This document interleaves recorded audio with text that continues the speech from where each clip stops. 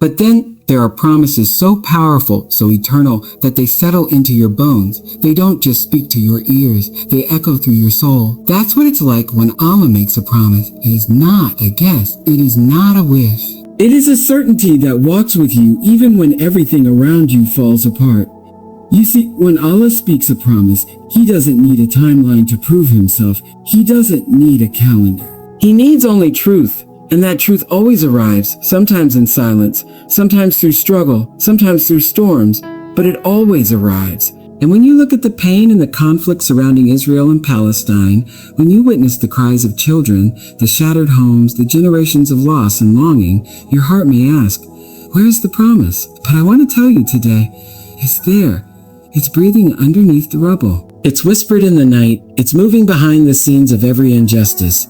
Because Allah's promise was never that life would be easy. His promise was that those who are wronged, those who are patient, those who stand with truth, even when truth costs everything, they will not be forgotten.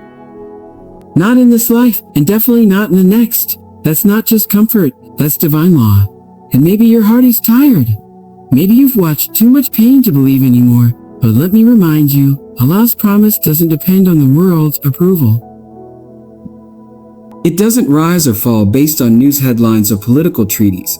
His promise stands even when entire empires collapse, even when the whole world forgets, His word remembers. Think about how many prophets walked this earth holding nothing but a promise. They were mocked, isolated, banished.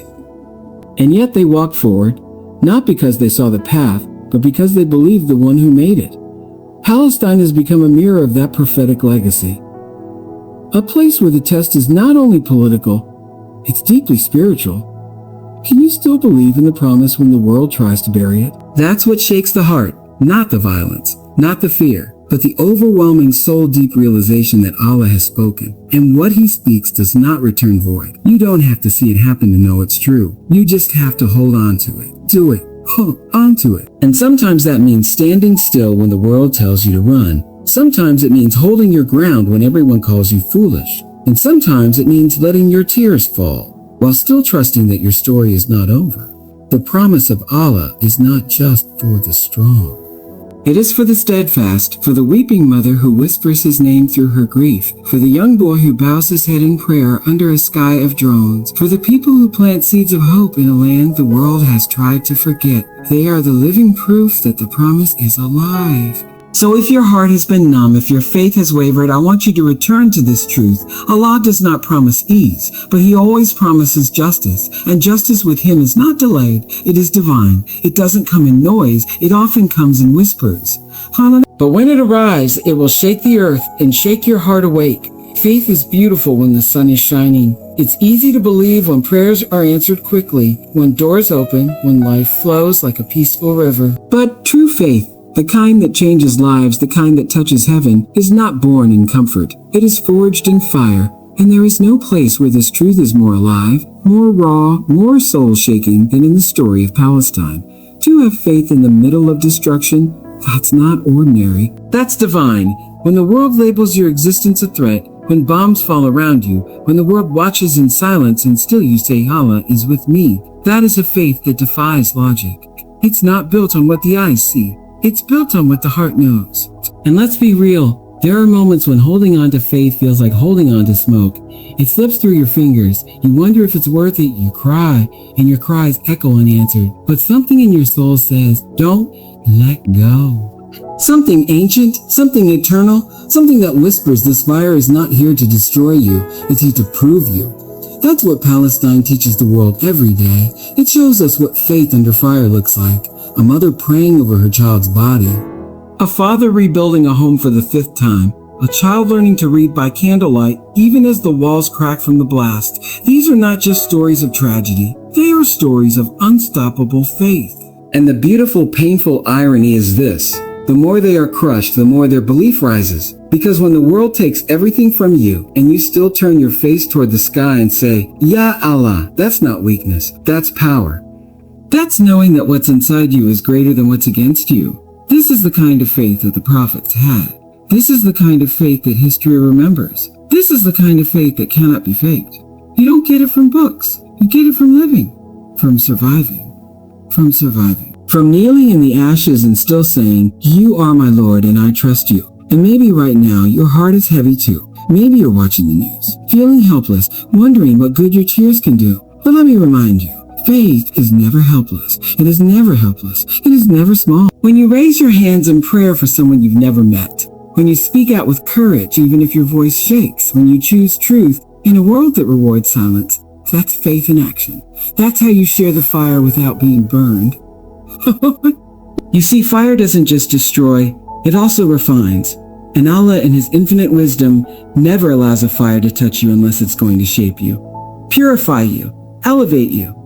So yes, the people of Palestine are in the fire, but they are not alone in it. The one who parts seas, the one who sends angels in the night, the one who keeps promises, He is with them. He is with every single person who chooses belief over bitterness. And maybe, just maybe, that's why their story won't die. Because it's not just a political conflict, it's a spiritual call. It's a spiritual call. A reminder to the whole world, faith still lives here. Even if homes fall, even if leaders lie, even if the world turns its face, faith does not. And when faith stands in the fire, it doesn't come out weaker, it comes out unshakable. So the next time you feel overwhelmed, the next time you wonder if faith still matters, look toward the people who carry it through the flames. Look toward Palestine, not with pity, but with awe, because what you are witnessing is not just resilience, it's revelation. It's proof that when everything else burns, faith still stands. Victory. We all crave it. We all dream of the day the tables turn, when justice roars like thunder, and the pain that once broke us becomes the proof that we were never truly defeated. But here's something the soul needs to understand. Victory in the eyes of Allah doesn't always look like a trophy. It looks like truth that refuses to bow. It looks like patience in a world of cruelty. It looks like standing on shattered ground and saying, "I'm still here. I still believe.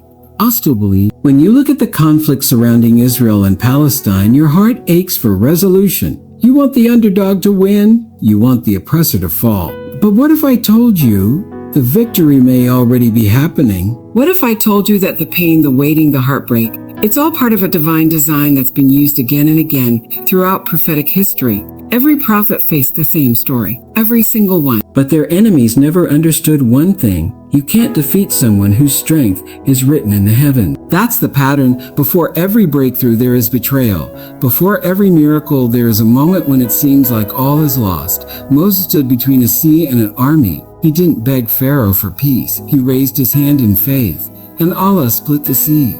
Not because the enemy deserved to lose, but because the believer deserved to win. Not because they had weapons, but because they had trust. Now look at Palestine. Look at the mothers, the students, the sons who bury their father. Look at the people praying in broken mosques, planting trees where bombs once fell, writing poems where silence was forced. This is not weakness.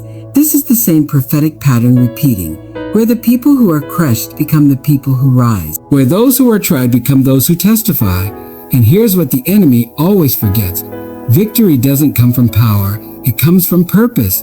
You can occupy a land, you can destroy buildings, but you cannot erase a promise written by Allah. That's the law of the divine. That's the pattern of every prophet who ever walked this earth. And Palestine? It has become a modern echo of that same story. The people of truth always appear outnumbered. They always seem like they've lost, right before Allah lifts them in a way no one expects. And the beauty of this is that it never needs to be loud. Victory from Allah often arrives quietly, like rain on a thirsty land, like light breaking through a crack in the wall. It doesn't need fanfare, it just needs faith. You see, the world measures victory by what you can see. Who has more money, more weapons, more allies? But Allah measures victory by what He sees. Who holds on, who stays soft in the heart when the world tries to harden them, who chooses mercy when vengeance would be easier. And maybe you've been watching the suffering in Gaza and asking why. When will this end? I want you to remember, Allah doesn't forget. He doesn't lose count of the blood, the purpose, the courage, and His pattern is clear. He allows the darkness to grow just enough to reveal the brilliance of His light. When the world least expects it, He will shift the story. He always does. So don't lose hope because the victory hasn't come in the way you imagined. The pattern of prophet shows us that the greatest wins often look like the quiet moments of survival, of dignity, of devotion under pressure. And when that moment comes, when the tide turns and truth stands tall again, it won't be because the world gave it. It will be because Allah promised it. There are moments in life when your heart trembles, and not because of fear, but because something inside you knows you've just heard truth.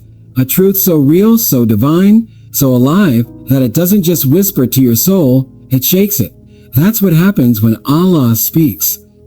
That's what happens when He calls not to your ears, but to your heart. He doesn't always say, stand up and fight. Sometimes He simply says, shake your heart. Why the heart?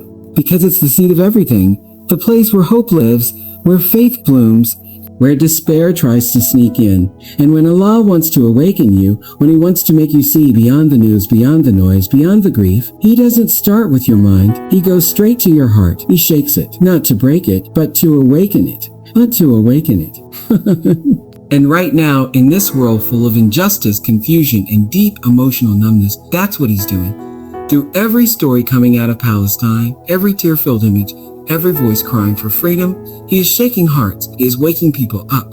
He is saying, feel this, see this, see this. Don't turn away, because once your heart is shaken, your soul cannot go back to sleep. The phrase, shake your heart, isn't just poetic. It's prophetic. It's divine instruction. Because in moments of trial, the human heart has two choices, shrink in fear or stretch in faith. And Allah in His mercy tells us to stretch, to be shaken awake. Because that shaking, it means you're alive. It means your spirit is still tender enough to be moved by truth. When you hear of children losing their lives and your chest tightens, that's your heart being shaken. When you see families praying amid rubble and tears come before words do, that's your heart being shaken. When you feel that sudden rise of compassion for people you've never met, that's not just empathy. That is spiritual awakening, and it is sacred. But shaking doesn't always feel good. It's uncomfortable, it's heavy, it demands action, and that's the point. Because Allah never shakes your heart just to leave you weeping. He shakes it so you remember your role, so you remember the weight of justice, so you understand the power of prayer, of truth, of compassion. Oh, we have compassion. He stirs your soul so you stop being a bystander and start being a light. And some people, when they feel that shake, they try to shut it down. They stroll past. It's too much. In fact, the more you resist it, the deeper it digs. That's because Allah's messages are not suggestions. They are calls to your spirit. And if He is calling your heart, it means you have a role to play, a purpose to fulfill. Now, maybe you're not on the front line. Maybe you're not in Gaza or the West Bank, but your shaken heart is not useless. It's a beginning. It's how revolutions start, quietly, inside people who can no longer stay silent, people whose hearts are so moved by divine truth that they speak, they pray, they give, they change. That is the real battle. Not just on the ground, but in the hearts of those watching. When Allah shakes your heart, He is preparing you for something. He is reminding you that this world is not random, and your emotions are not meaningless. He is showing you where your compassion should land, where your energy should flow, where your loyalty should stand. So if you feel the shake, don't run. Embrace it. Let it guide you. Let it teach you. Let it turn you into someone who not only believes in justice, but becomes a vessel for it. Because when Allah shakes a heart, He is about to write a new chapter, and you don't want to miss what comes next.